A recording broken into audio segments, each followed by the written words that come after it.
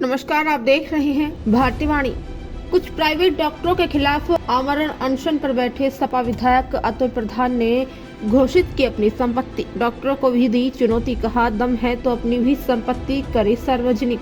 न्यूट्रीमा प्रकरण के बाद सरधना ने सपा विधायक अतुल प्रधान सोमवार से कलेक्ट्रेट में डेरा डालकर आमरण अनशन पर बैठे हैं। बृहस्पतिवार को चौथे दिन भी अतुल का आमरण अनशन जारी रहा। बृहस्पतिवार को विधायक अतुल प्रधान ने मीडिया से बात करते हुए एक शपथ पत्र पेश किया है, जिसमें उन्होंने अपनी और अपने परिवार की संपत्ति को घोषित किया है। वहीं उन्होंने प्राइवेट डॉक्टर्स को भी खुली चुनौती देते हुए कहा कि हिम्मत है तो अपनी संपत्तियों का ब्यौरा भी सार्वजनिक करे। अतुल प्रधान ने कहा कि मेरी पैतृक और निजी संपत्ति से अलग संपत्ति अगर हो तो सरकार उसे जब्त कर ले, लेकिन सभी प्राइवेट डॉक्टर्स कोरोना काल से लेकर अब तक की अपनी कमाई का ब्यौरा दे। अतुल प्रधान ने 11 दिसंबर को एक महापंचायत बुलाई है।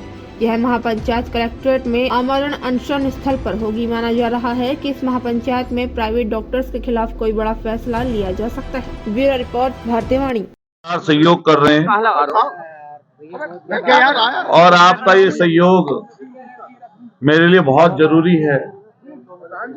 जब कोई व्यक्ति आमरण अनशन भूख हड़ताल करता है तो ऐसे में खास तौर से विपक्ष में एक ताकत की जरूरत होती है। वो जो ताकत है वो ताकत लोकतंत्र के चौथे स्तंभ से मिलती है। हर कोई व्यक्ति ये चाहता है कि जो उसकी लड़ाई है वो आम जनता तक पहुंचे, और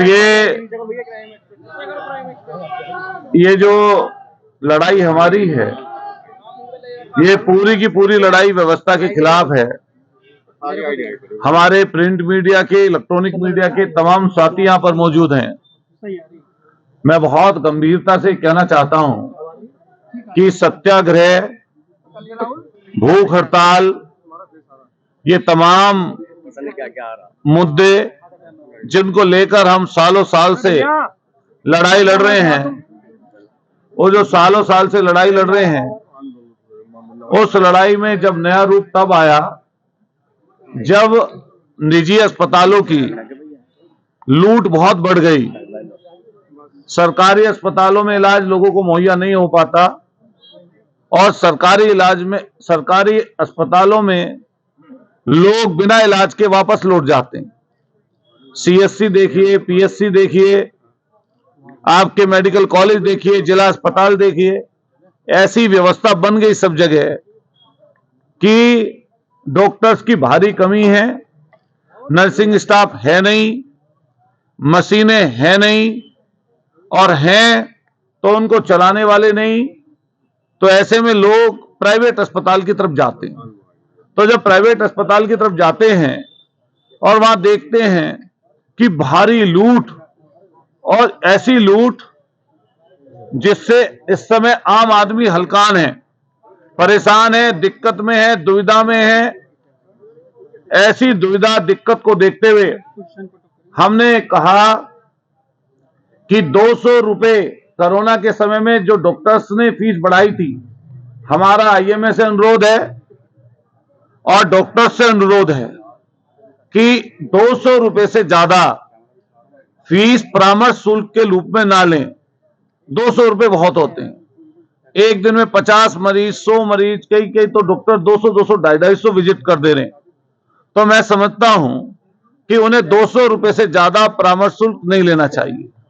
दूसरा, मेडिकल जो निजी अस्पताल हैं, कई जगह अस्पताल सरकारी अस्पतालों के इर्द गिर्द हैं, तो सरकार ये देखे कि वहां पर क्या गतिविधियां चल रही हैं।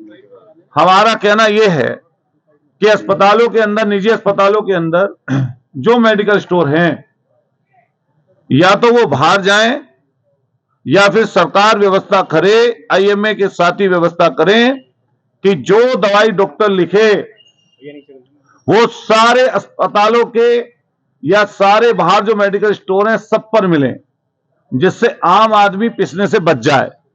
ये आम आदमी के साथ जो एमआरपी के नाम पर लूट हो रही है, हम लोग इसके सख्त खिलाफ हैं। ड्रग्स वाले लोगों ने, केमिस्ट लोगों ने, तमाम साथियों ने पहले भी कहा है कि जो दवाई 10 रुपए की है उसको 100 रुपए चार्ज किया जा रहा है। मतलब कई जगह 10 गुना, 20 गुना और कई कई जगह 100 गुना आपके इंजेक्शंस में पैसे एमआरपी बढ़ाकर लिए जा रहे हैं। हम उसका विरोध करते हैं। तीसरा, लैब की जो व्यवस्था है वो भी अस्पताल से बाहर हो, या कहीं पर भी जांच हो, उसे हर अस्पताल का व्यक्ति माने।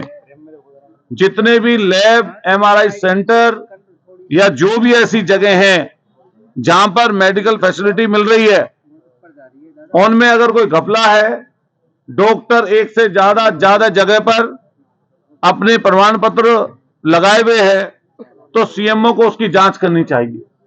अभी प्रकरण न्यूट्रीमा का हुआ, तो न्यूट्रीमा अकेला अस्पताल नहीं है जिसके विषय में हम लड़ रहे हैं। हम पूरी व्यवस्था के खिलाफ खड़े हैं। जो व्यवस्था लोगों को ठगने का काम कर रही हो, लूट तंत्र के रूप में विकसित हो रही हो, मैं सारे पत्रकार साथियों से बड़ी जिम्मेदारी से कहना चाहता हूं कि आज मेरी भूख हड़ताल का चौथा दिन है और मैं कोशिश करूंगा कि जब तक मैं इस लड़ाई को लड़ सकता हूं लड़ूं। तमाम साथी, तमाम संगठनों का हमें सहयोग मिल रहा है, राजनीतिक दल भी सहयोग कर रहे हैं, किसान संगठन भी मदद कर रहे हैं, साथ दे रहे हैं। इसके अलावा सांस्कृतिक प्रकोष्ठ के, व्यापार प्रकोष्ठ के लोग हमारी मदद कर रहे हैं, संगठन हमारा साथ दे रहे हैं, समर्थन कर रहे हैं।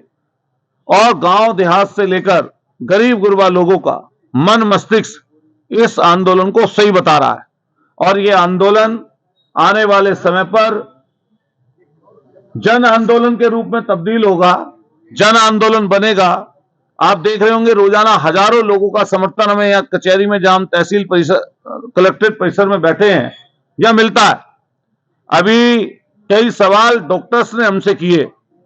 आज मैं उस सवाल के जवाब में आपके पत्रकार साथियों के माध्यम से, प्रिंट मीडिया के भी हमारे साथी खड़े हैं यहां पर, मैं एक एफिडेविट लेकर आया हूं और ये एफिडेविट मेरी संपत्ति का है जो मैंने चुनाव लड़ते वक्त दी थी।